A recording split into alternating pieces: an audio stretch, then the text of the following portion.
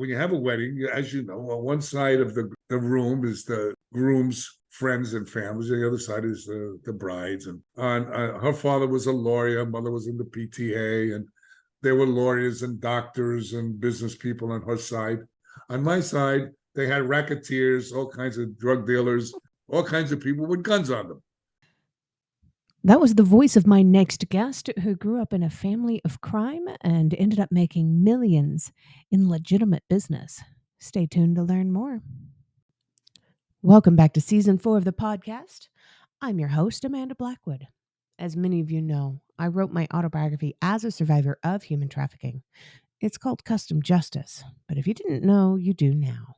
Keeping in line with that, this podcast has been dedicated to interviewing people who also wrote about their own experiences as trauma survivors and how they overcame the past. Stories of hope live here. Welcome back to the show. Today, I have with me an incredible guest. This man has had quite the journey. His name is John Giordano. Welcome to the show, John. Hi, everyone.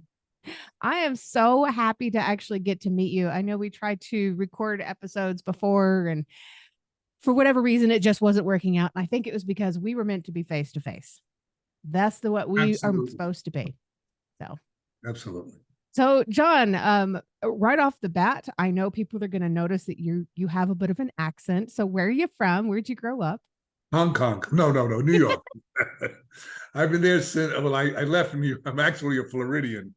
I left New York when I was 17 and a half. Wow.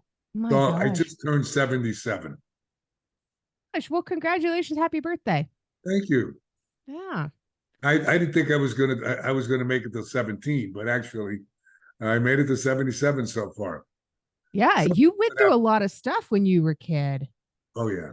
So tell us a little bit about that. What was it that made you think that you weren't going to live to be 17?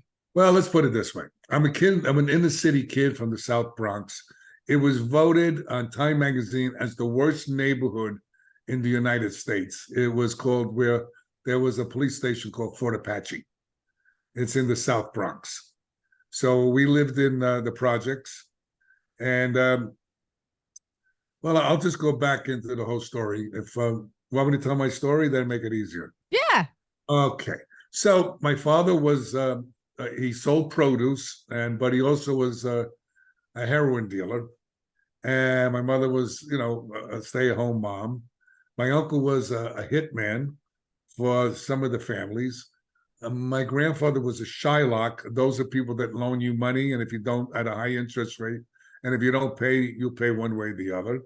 Oof. My other uncles and cousins and drug dealers and bank robbers and all kinds of crazy people. So if anybody's family thinks they got it rough, I'll loan you mine for a while. Let me know how you do. My gosh, no kidding, man. You had it coming at you from every angle. Well, then my uncle threw my wedding when I was 20, and it was really interesting wedding. I married a Jewish girl, and I'm Italian, of course, and the parents wanted her to marry a Jewish man. But they met my family. They thought they were wonderful people, which they are, as long as you don't mess around with them. Don't mess with them. Don't piss them off. Anyway, on one side of when you have a wedding, as you know, on one side of the room is the groom's friends and families. The other side is the brides. And her father was a lawyer. Mother was in the PTA. And there were lawyers and doctors and business people on her side. And on my side, they had pens in their pocket. On my side, they had racketeers, all kinds of drug dealers, all kinds of people with guns on them. So it was that kind of diversified type of a wedding. Meanwhile, the caterer insulted my uncle in front of the family. So we killed him the next morning. And we had to leave town real quick with my new bride because the police were coming over my grandmother's house looking for him. So these are some of the things that happened. If you read the book that I have, The Kid from the South Bronx Who Never Gave Up, you're going to see a whole bunch of stories. So I'll digress a little bit and go back into my childhood. When I was 8, my father got arrested and went to jail for 4 years. So I grew up without a dad in a time where I think a boy needs a dad. when I was 8.5, I got molested by some boys in the neighborhood, and that really messed me up really bad. When I was 9, I got molested by my babysitter. She was 14, I was 9. So that was another story. As I went on, then I got into gangs. I was in a black gang, Hispanic gang, Italian gang, Irish gang. I was in all kinds of gangs. And I did that for a while. And then I wound up going into karate. I'm not going to tell you the whole karate story, but we wanted to beat up the karate teacher. So we went upstairs, and that was a big mistake. Anyway, I joined the class, and I left the gangs. And I wind up, I didn't smoke, I didn't drink, I didn't do drugs at that time. And I became a karate champion and all of this, and a judo champion. And I focused all that energy in the right direction. Then as time went on, I moved to Florida, and I met a girl, of course, and I had this guy who was selling drugs that lived down the hall from me. And he came in with a little bottle of clear liquid. I said, "What's that?" He said, "Well, that's LSD." Now, this is 1965.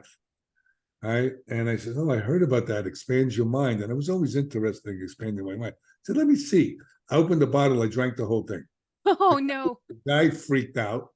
He says, that was about 5 hits for 5 tips. I was gone for about almost 4 days, day and night, flying around.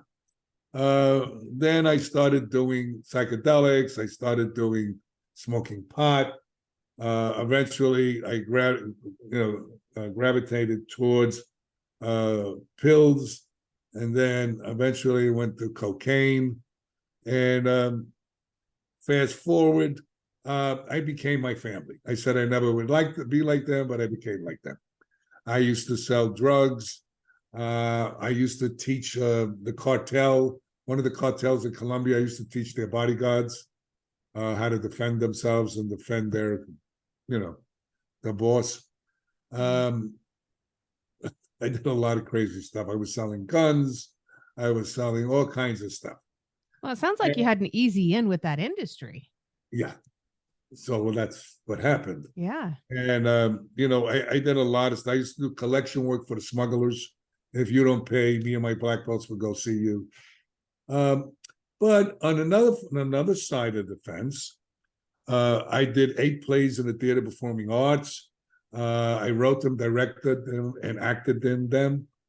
We had standing room. It was kabuki theater, white face makeup, with storytelling and music and costumes, and they were martial arts. And we put together like a young Shaolin monk wanting to be a monk, and going through all the trials and tribulations. And we did all of that. It's in the book, but it's a whole bunch of stories in the book about that.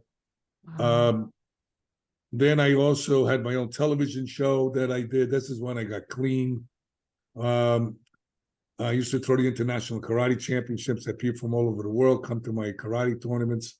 And this is when I was using, by the way.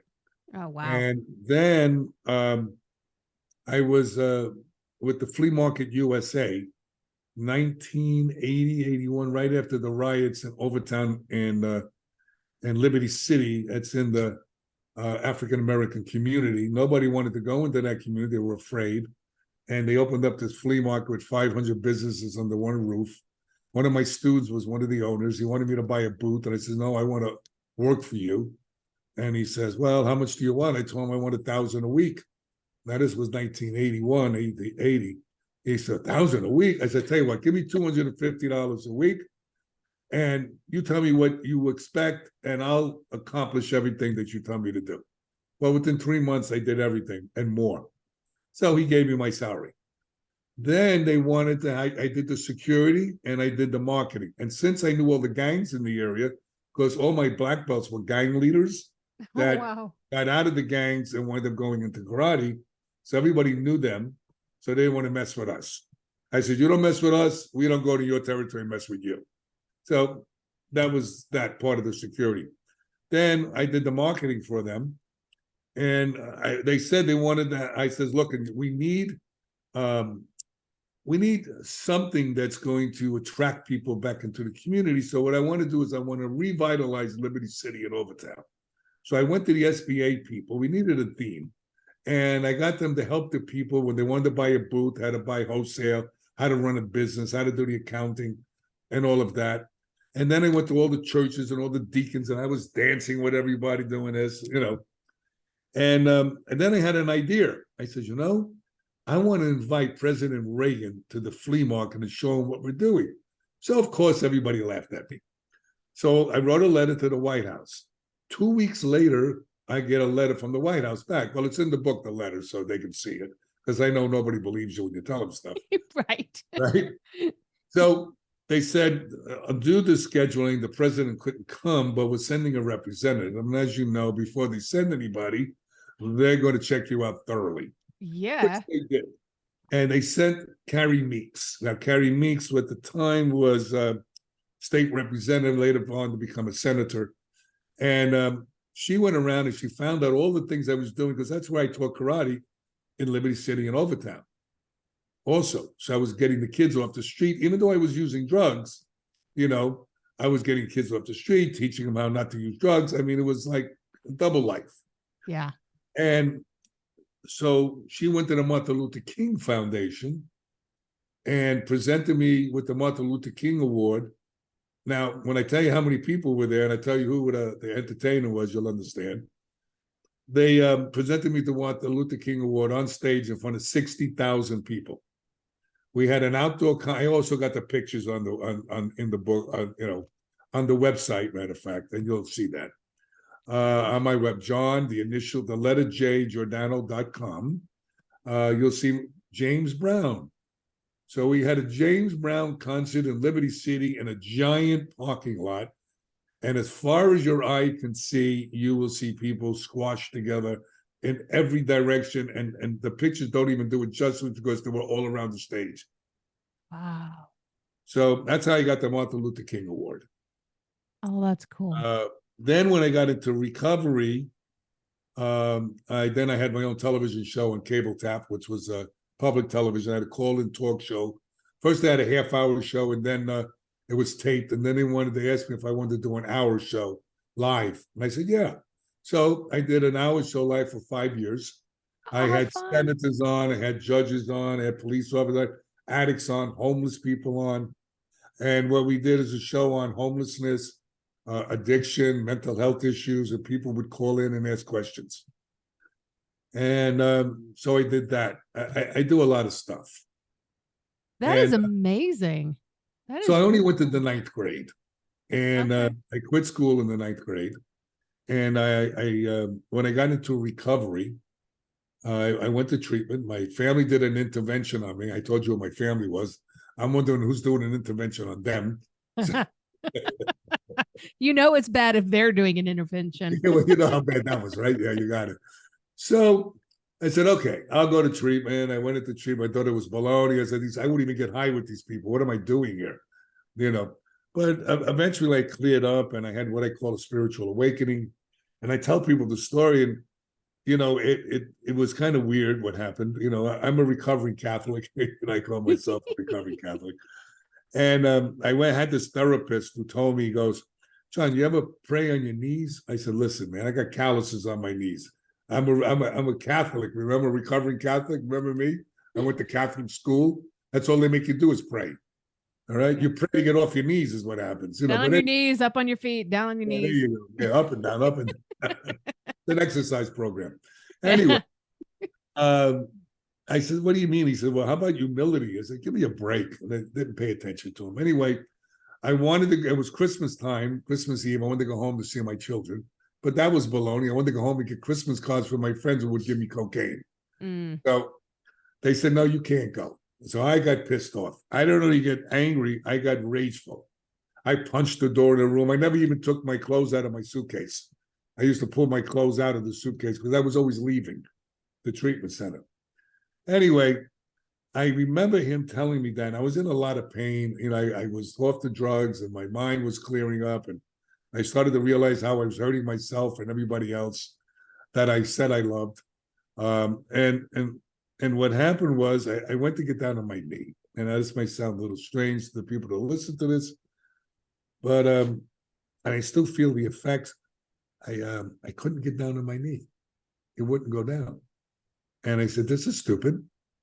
So I finally pushed my knee down, and then I pushed my other knee down, and I said, "God, or whatever you are out there, please take this pain away. I'll do whatever you want." And it was gone. Now, I don't know about you or anybody else out there, but a guy like me, that never happened.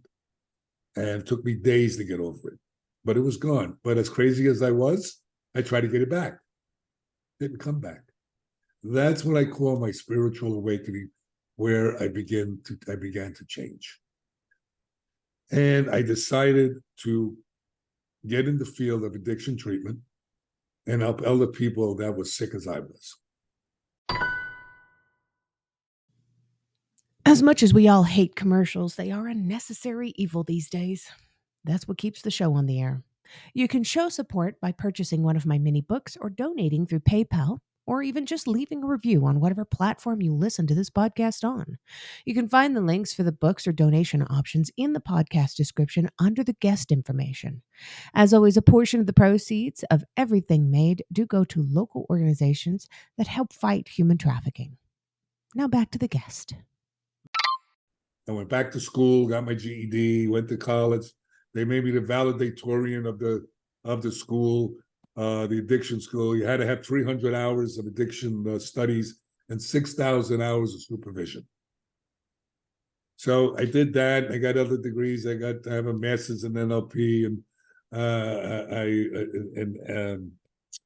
well, I got so many different things. I'm an EMDR specialist. I work with trauma. Wow. I'm also a chaplain for the police department. So that's even funnier, by the way. Oh my gosh, that's cool though. Yeah, Oh, I work with wow. police officers that have been in shootings. I work with guys coming back from Iraq, Afghanistan, women Yeah. that have been raped, molested, people that have traumas. So I do all that too. And I went to college, and then I opened up the book at Barry University at the time, and I looked at it. The book was about 5 years old. I said, it's already antiquated. By the time I get out of school, it'd be worthless. So I left school, and I decided to get a lot of certifications and a lot of different things, and that I felt was really, really good types of therapy. And that's how I got all this stuff that I got. Then a bunch of people, the mayor and a bunch of people, all the work I did in the communities, and they decided to give me a Sinai University in Jerusalem, presented me with honorary doctorate degree. And they wanted me to go to Israel. The mayor was going to give it to me. A bunch of rabbis got together with all this stuff. And I didn't want to go to Israel at the time. They're having a lot of problems. I says, look, I'm a street kid. I don't want it to get killed in a foreign country. Oh, no, it's really safe. I said, good, you go. So anyway, I didn't go. And what happened was they did it in the shul where they had all the rabbi came from Israel, and they had the mayor, and they had a bunch of people there, and they presented me with humanitarian doctorate of humane letters. Wow. So I have a little doctorate degree now.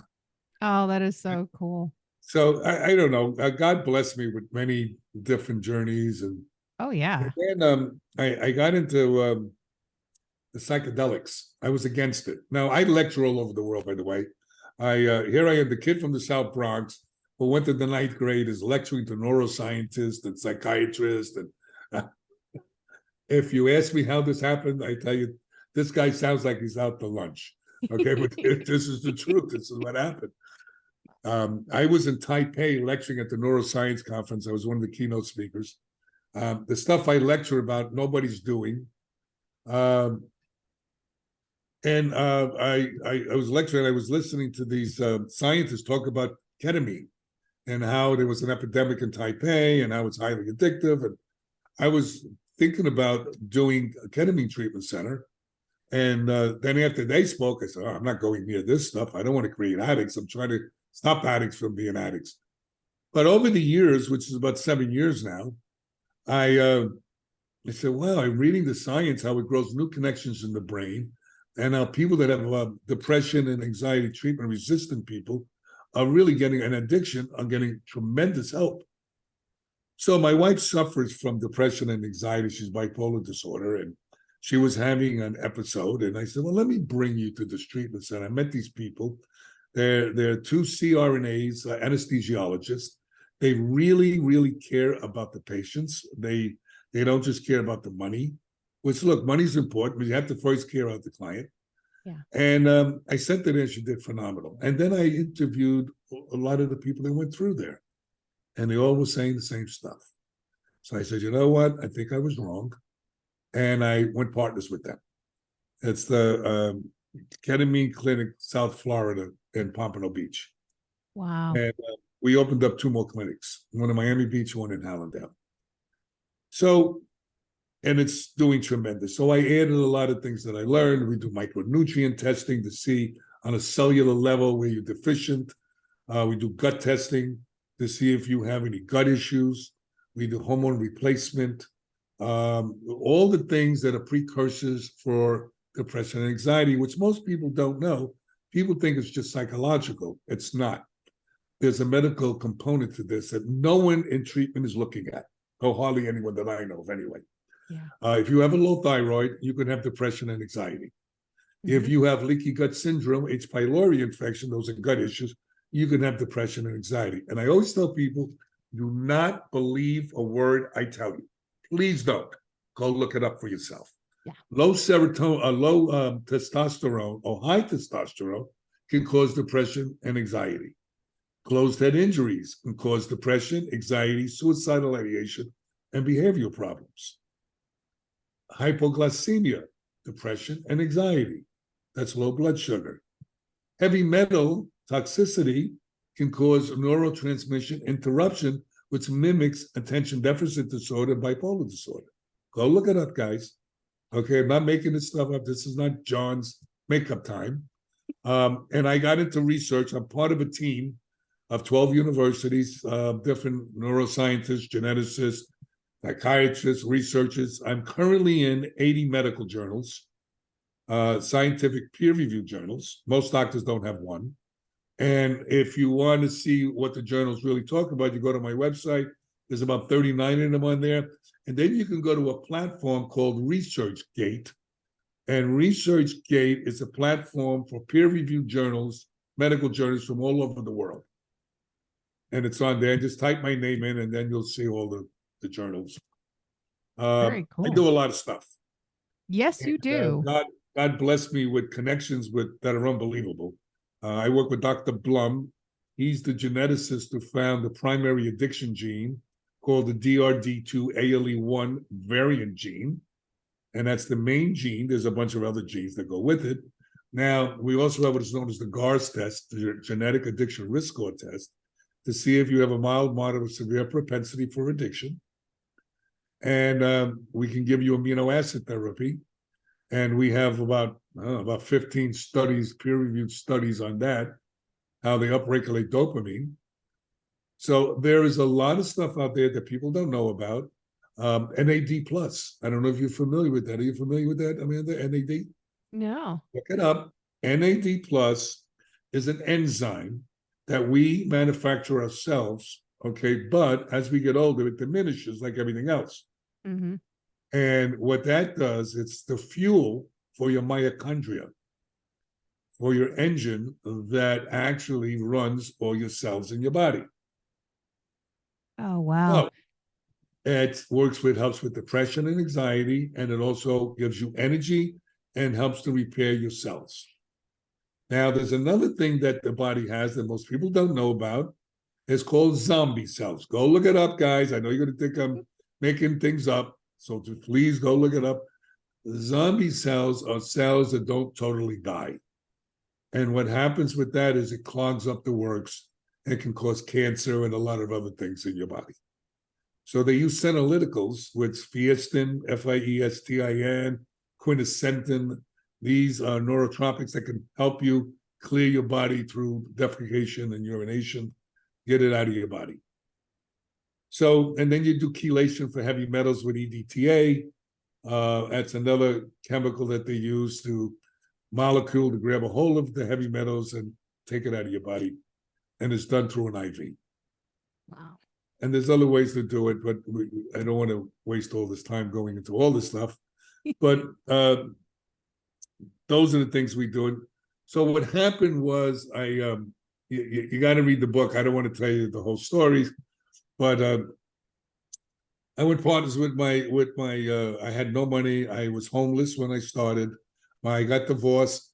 My wife got the house, the car, the boat, whatever. Oh. And we didn't have a boat. I had a car and a house. Anyway, I wind up living in my friend's hotel. He loaned me a room. Somebody loaned me a bicycle. I had a job and I used to put quarters in when I had quarters, and I was teaching karate. Had to make money enough to eat and do things, and I came up with some ideas, and I raised some money, and I opened up a treatment center. Now, the only thing I knew about treatment, that I was in one. I knew nothing about treatment, of course, except that I was a patient. Anyway, I got this famous doctor. He went in, and my therapist. I brought all the people that helped me, and long story short, I got cheated out of my treatment center because they didn't like the fact that their client was their boss. So that happened, but I had to stay there and swallow my pride, swallow all that. It's a long story. And I almost had my uncle come down and kill him, but I changed my mind. It got really hairy. Read the book, guys. You'll see. Yeah. Speaking of your book, have you got that handy? I got that little thing handy, but let me just finish the storyline so they understand what I'm saying. So anyway, I opened up my own treatment center, long-term short, by myself. And I started it with $300 because I didn't have any money. And my friend owned the building. It was a level 750 square foot building. And by that time, I had my CAP, was a certified addiction professional, and I could, do outpatient treatment and all this kind of stuff. And I started with that. I had creditors chasing me. I had no money. It was like crazy, but we started to build up. I got one of my friends, and he went partners with me, and they got his son. And over time, we got a reputation, and we started doing treatment like nobody was doing. We used hyperbaric medicine, oxygen under pressure to heal the brain. We were doing amino acid therapy, acupuncture, neurofeedback, biofeedback, amino acid therapy. We were checking the gut. We were checking the body for nutrient deficiencies. We were doing colonics. We were doing lymphatic massage, getting drugs out on a cellular level. We were doing sound and light therapy. Nobody, and they still don't do hardly anything of the things. We took them to the gym. We had an organic restaurant. We were feeding them protein drinks. And I mean, it was over the top. Wow. And that happened over years, by the way. It didn't happen right away.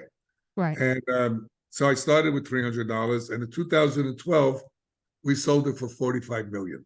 Oh my gosh. Yeah, we were doing 36 to 40 million a year. Wow. Now, that's from $300. So all the people used to laugh at me when I started, and now they ask me, they want to hire me as their consultant.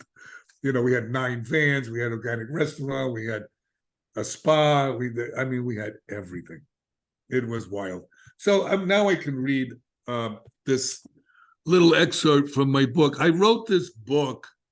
I wanted to make sure that people realize that no matter what kind of family you have, no matter what happens to you growing up, no matter what school you went to, you can be successful. And not only monetarily, but internally. Addicts are not human beings, they're human doings. Oh, that is such a beautiful way to put it.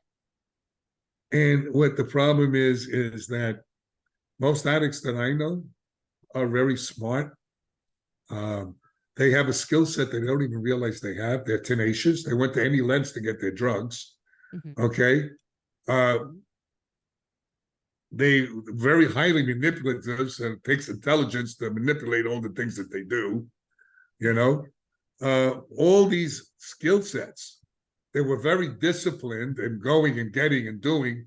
Okay. So that's a skill set. They could take that, you could put it anywhere. Right. And they were tenacious. And they were, they were compliant even, if you want to look at it that way. Okay. So these are skill sets that you can just take and put it in a good direction. So I wrote this book to help people, to show them, hey, I became vulnerable. I want to show them that, well, I'll read about it. The book is called The Kid from the South Bronx Who Never Gave Up. Here is my roadmap for positive change. There is one thing in this world, one special lesson, one constant that has guided me through the turbulent waters of life.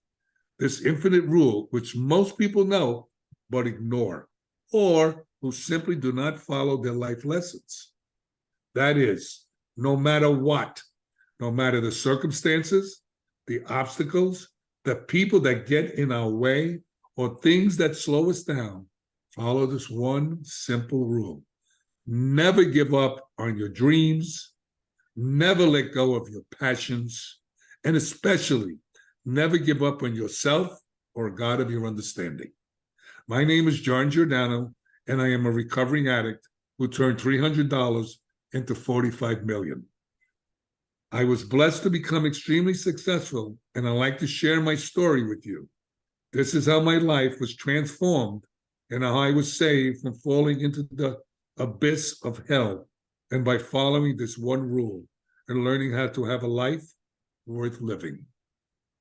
And that's my little excerpt for those out there who think things are bad and they're terrible. A podcaster asked me once, John, what would you change in your life to make it better? I said, my life is already better, and I wouldn't change one thing, because everything that happened to me got me to where I am today. That's absolutely beautiful. And John, we've got maybe 2.5 minutes left, but I want to make sure that we end this on a very beautiful note. And you are such a powerful speaker that I know you're going to come up with a good answer for this one. It's my favorite question every time, always. What is one thing that you truly love about yourself that's not related to your physical appearance? One thing that I truly love about myself, that I became a better human being. And I'm still on that journey, because I also have a lot of work to do. Work is ongoing. You don't just go to the gym for a month and think you're going to be in shape for the rest of the year. Stuff shows up. And I just keep open-minded, guys. Never give up on yourself. And when you're not feeling good, go get help. There's no shame in that game. You know what I learned in life? I know I don't know. If you've enjoyed tonight's episode, please make sure you check out the episode description. You'll find links there on how you can learn more about this guest, links to connect with them on social media, and how to support the podcast. Remember, I don't get paid to do this. My boss is a bit tight-fisted, but I can say that. I work for myself. In short, this show really is all about the guest. If you've enjoyed their interview, please feel free to let them know. You can also tune in to the other podcast, Growth from Darkness, which is co-hosted by a lovely lady from Australia. We talk about what trauma responses are and healthy ways to move beyond the past. For more information, just go to growthfromdarkness.com.